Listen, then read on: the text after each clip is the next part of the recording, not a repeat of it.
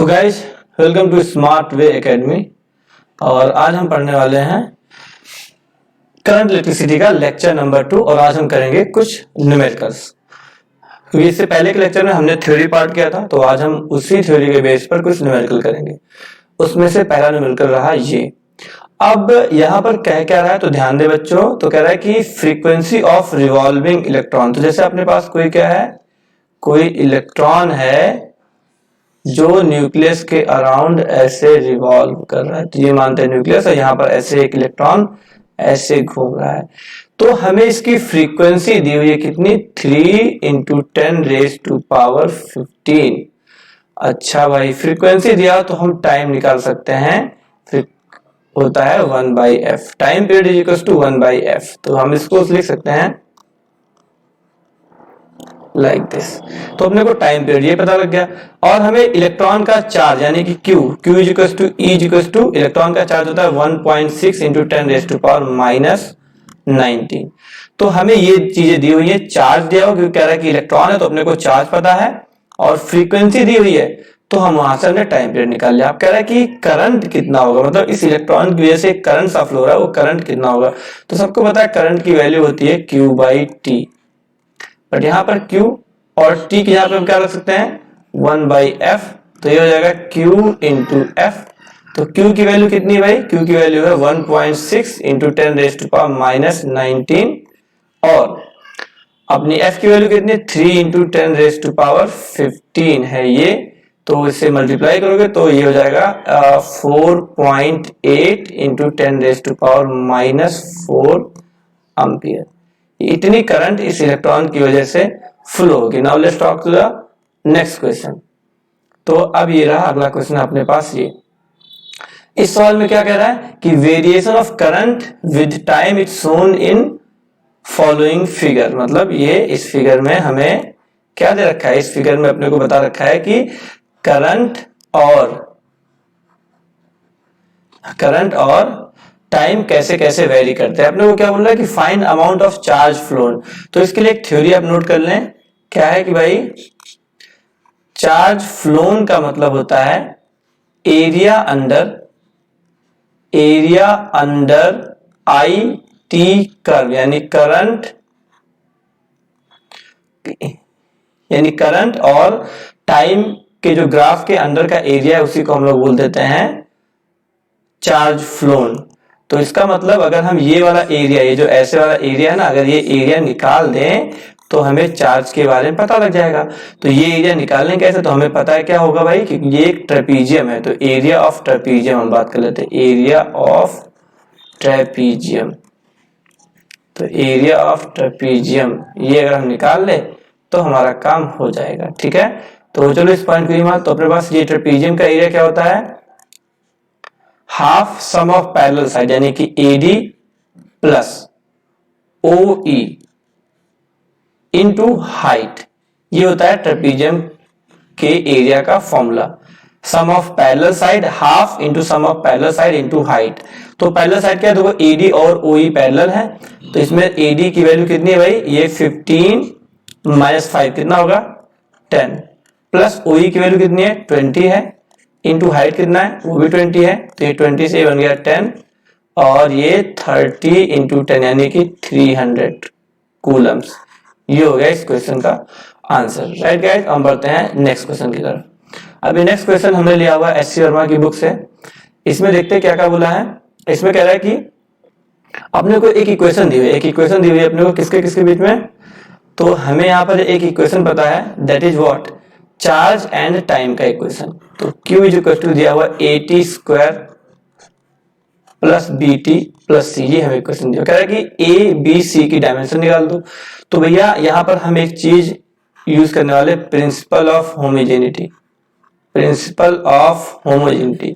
ये क्या कहता है, ये कहता है कि हम जिन क्वांटिटीज को ऐड कर रहे हैं उनकी डायमेंशन सेम होनी चाहिए, तभी हम उनको ही हम ऐड कर पाएंगे जिनकी डायमेंशंस सेम होंगी। तो इसका मतलब Q की dimension will be equal to AT की dimension will be equal to BT की dimension will be equal to C की डायमेंशन। तो Q की डायमेंशन क्या है, Q की डायमेंशन है A × T ये क्या है, ये ए एम्पियर वाला है, ये वाला ए जो अपने को इक्वेशन में दिया ये थोड़ा सा अलग है, और ये एम्पियर वाला ए है।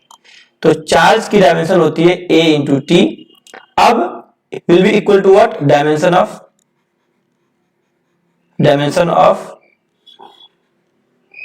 ऑफ ए टी स्क्वायर, ठीक। तो a into T, that's it, इसमें कोई दिक्कत नहीं है। अच्छा, अब ये a तो रहा a, चलो ठीक है, इस a को मैं थोड़ा सा अलग बनाता हूं, नहीं तो आप लोग कंफ्यूज हो गए। इस a को मैं थोड़ा सा अलग तरीके से बनाता हूं, जैसे कि इस a को मैं कुछ ऐसे कर देता हूं, इंटू टी का स्क्वायर। ये तो अपने a की डायमेंशन देखो क्या निकल के आ जाएगी, क्या आ जाएगा, A T upon T square, that means this is what, A T minus 1। तो ये हो गई अपनी ए की डायमेंशन। सिमिलरली इसी तरीके से हम बी की डायमेंशन निकालते हैं और बात करते हैं। अब बी की डायमेंशन के लिए हमें क्या करना है भाई, कि A T will be equal to what, dimension of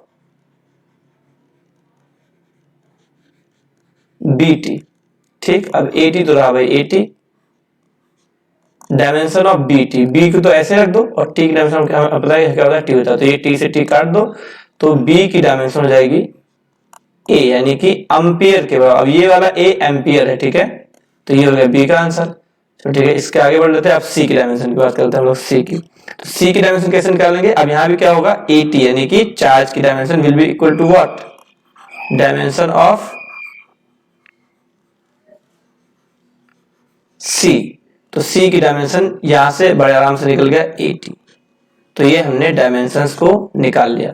अब हम बढ़ते हैं आगे इसके बी पार्ट में। बी पार्ट में कह रहा है कि अब बी पार्ट में क्या कह रहा है, तो जरा हम ध्यान देंगे तो हमें समझ में आएगा। तो बी पार्ट में इस ए बी सी की वैल्यू दे दी। ए की वैल्यू कह रहा है 5 है, बी की वैल्यू 3 है और सी की वैल्यू 1 है। तो ये वैल्यूज को हम रखते हैं और रख करके निकालते हैं कि हमें क्या करना है।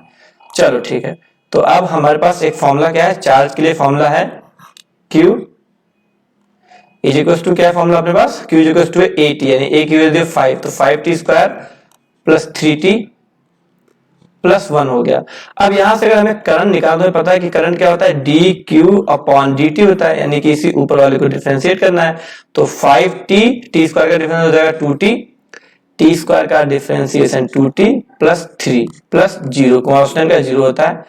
तो यहां से अपने पास करंट का एक फॉर्मूला आ गया टाइम के टर्म्स में, क्या होता है ये 10t प्लस 3। अब यहां पर कह रहा है कि करंट निकाल दो, लेकिन कब, जब टाइम की वैल्यू है 5 सेकेंड।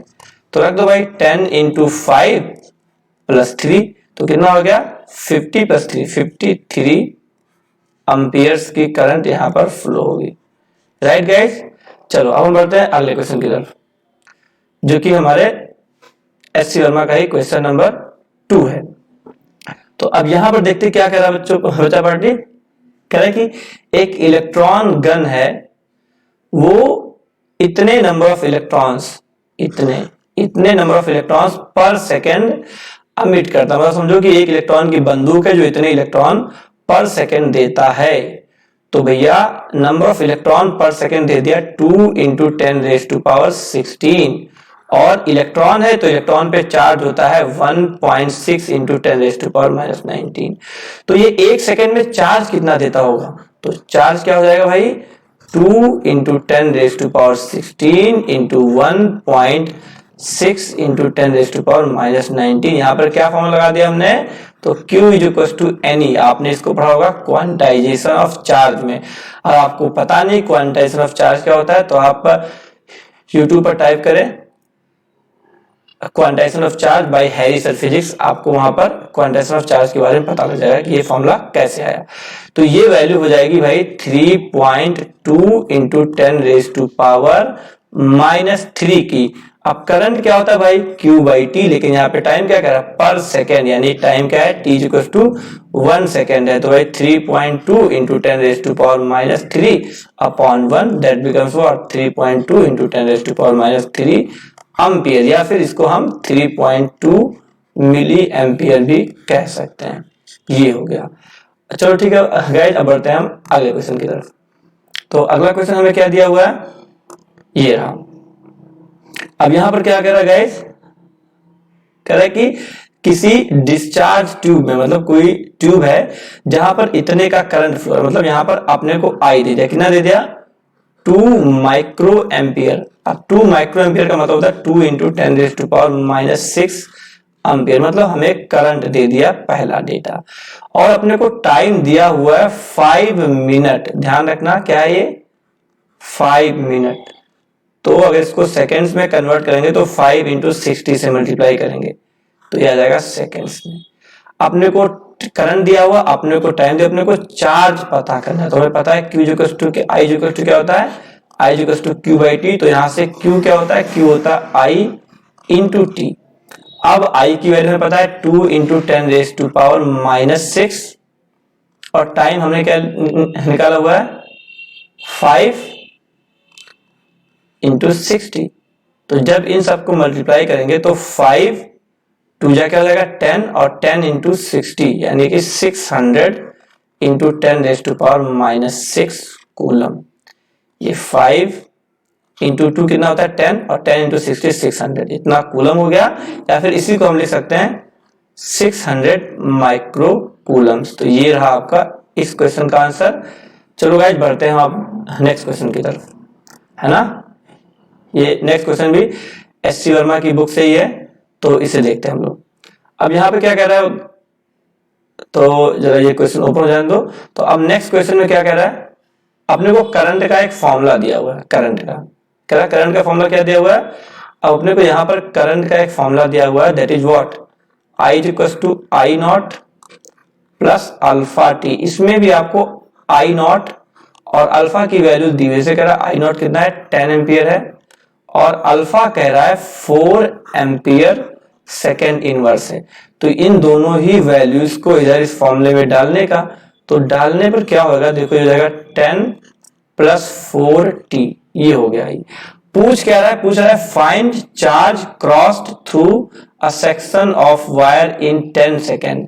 10 सेकेंड में कितना चार्ज क्रॉस होगा। तो हम जानते हैं I क्या होता है, I होता है dq/dt = what 10 + 4t। अब इसको हम लेते हैं इस साइड में और यहां पर सॉल्व करते हैं।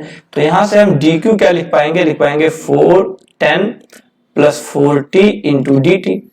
अब लेकिन हमें चाहिए क्या, हमें चाहिए q। तो हमें इसको क्या, इस फंक्शन को हमें क्या करना होगा, इंटीग्रेट। तो 10 + 4t का इंटीग्रल, इसमें अपने को लिमिट पता है 0 से 10, तो इसका इंटीग्रेशन हो जाएगा 10t + 4t² / 2 and that becomes what 0 to 10 है, तो that becomes what 10t + 2t² limit what 0 से 10।